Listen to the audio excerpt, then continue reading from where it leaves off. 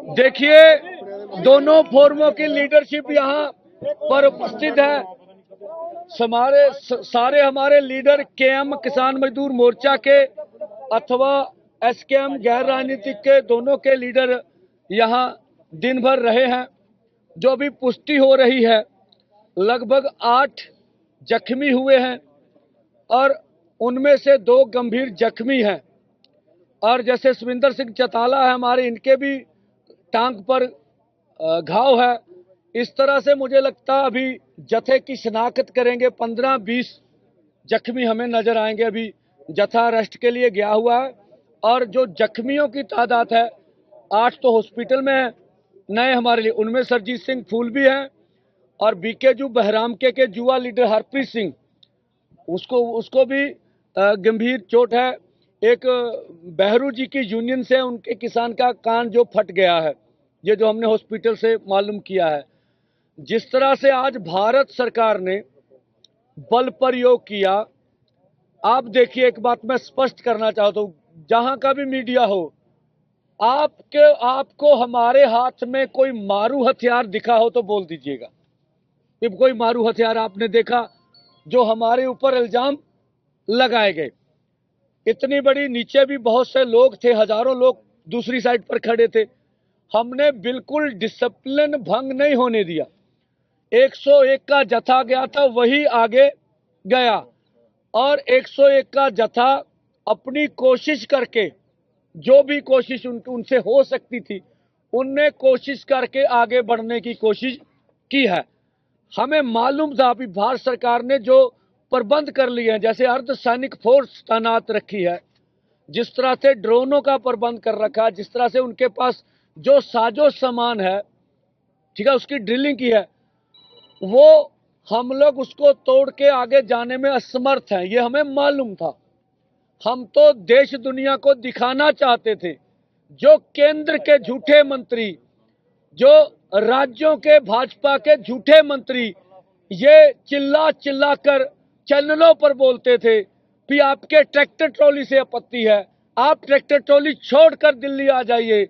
और ये उच्चतम न्यायालय में भी दोनों सरकारों ने कहा, सर्वोच्च न्यायालय में भी कहा। तो ये आज देश जवाब मांग रहा है कि क्या अगर पैदल जत्था दिल्ली की ओर रवाना हो जाता तो हम स्वयं प्रधानमंत्री जी से सवाल करना चाहेंगे, वो आए बताएं कि उसका देश को नुकसान क्या होना था। और हमारे साथ एक दुश्मन देश जैसा व्यवहार क्यों कर रही है सरकार। हम इस देश के नागरिक हैं और इस देश के लिए हमने बहुत बड़ी कुर्बानियां की है। आरएस हमें बताए कि देश की आजादी में उनकी क्या कुर्बानियां हैं और पंजाबियों की, देश के किसान मजदूर का देश की आजादी में क्या योगदान है। हमने केंद्रीय पूल में जब देश के नेता बाहर से अनाज के लिए भीख मांगने जाते थे, तो इस पंजाबियों ने, हरियाणा ने, हरे इनकलाब जो यहाँ लाया गया, इतना अनाज उगाया, देश को आत्मनिर्भर कर दिया, उसकी सजा मिल रही हमें, इसलिए हमारे साथ ऐसा किया जा रहा। तो पूरी दुनिया ने देखा, 5वीं बड़ी महाशक्ति दुनिया की 100 के जत्थे के ऊपर जिस तरह से उन्होंने बर्बरतापूर्ण जबर किया है, जिस तरह से हमारे नेताओं को जख्मी किया, ये पूरे देश ने देखा। हमने कल भी कहा था, आज भी कह रहे हैं, ये नैतिक तौर पर किसान आंदोलन दिल्ली 2 की जीत है। अब मोदी जी कोई भी, उनके पास दलील नहीं है, अपील नहीं है कि हमें पीसफुली आगे बढ़ने से क्यों रोका जा रहा है, क्या कारण है उनके। दूसरा, जो फोरमों ने निर्णय लिया है, जिस तरह से हमारे आदमी जख्मी हुए हैं और जो वार्ता के लिए उधर से हमें बोला गया था, हमारी बात सुन लीजिए। ये जब सरकार इस तरह का प्रहार कर रही हो, जब इस तरह का माहौल हो, हमारे लोगों को बुरा लगता है कि हम अधिकारियों से बात नहीं करेंगे, नहीं करनी चाहिए ऐसा। फिर भी हमने संयम रखा और जब उन्होंने कहा हम बात करना चाहते हैं, हम देश दुनिया को बताने के लिए कि हम बातचीत से कभी भागने वाले नहीं, आप हमारे ऊपर जुल्म करिए, फिर भी हम बातचीत का रास्ता खोल के रखे हुए। हम वार्ता के लिए गए, वो बोले आप बताइए क्या प्रस्ताव है। मैंने बोला या तो आपको कोई डर है, आप जत्थे को चेक कर लीजिए सर से पांव तक। कोई आपको आश्वासन लेना है लीडरशिप की दोनों मोर्चे की, वो आश्वासन ले लीजिए, तो हमें आगे बढ़ने दीजिए। इसका सुखद हल ये है, या फिर केंद्र सरकार वार्ता करे हमारे साथ। दूसरा इसका हल ये है, उन्होंने बताया आपकी कोई कंडीशन है कौन से लोग मीटिंग में बैठेंगे। हमने कहा केंद्र के मंत्री होने चाहिए। अगर कृषि मंत्री होंगे तो उनका ये काम है, उनका ये कार्यालय है, उनका ये विषय है, वो बैठे। आगे सरकार तय कर ले भी और कौन से अधिकारी बैठाएंगे। उन्होंने यह कहा कि आपका प्रस्ताव सरकार के पास चला गया। वो लगभग फोन खोलकर ही बात करते हैं, हमें पता सरकार के इंस्ट्रूमेंट जो हम बात करते हैं ऊपर दिल्ली तक जा रही होती है। उन्होंने कहा आप एक बार हमें मांग पत्र दे दीजिए। मांग पत्र तो दिए, फिर भी हमने कहा आपके एसपी को व्हाट्सएप के ऊपर हम अपना मांग पत्र भेज देंगे।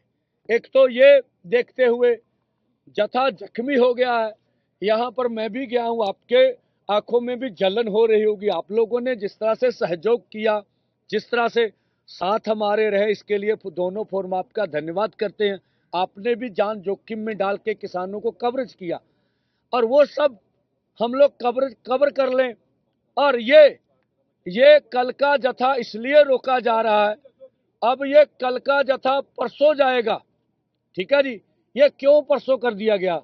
एक तो जो उन्होंने कहा है कि हम वार्ता के लिए तैयार हैं, कल का दिन हम देख लेते हैं। अगर वो बातचीत करना चाहते हैं, उनको समय मिल जाएगा, पता चलेगा। अब केंद्र ने वार्ता करनी है या नहीं करनी है, ये उनका अपना आजाद निर्णय होगा। हम चाहते वार्ता हो। दूसरा, जितने जख्मी हो गए हैं उनको हमने कवर कर लेना है। परसों 12 बजे दो फोरमों ने जो निर्णय लिया है, 101 का जथा इसी तरह से आगे बढ़ेगा। कल का हमने केंद्र को समय दिया है, और अपनी ओर से पीसफुल रखने के लिए हम सरकार के साथ टकराव नहीं चाहते हैं।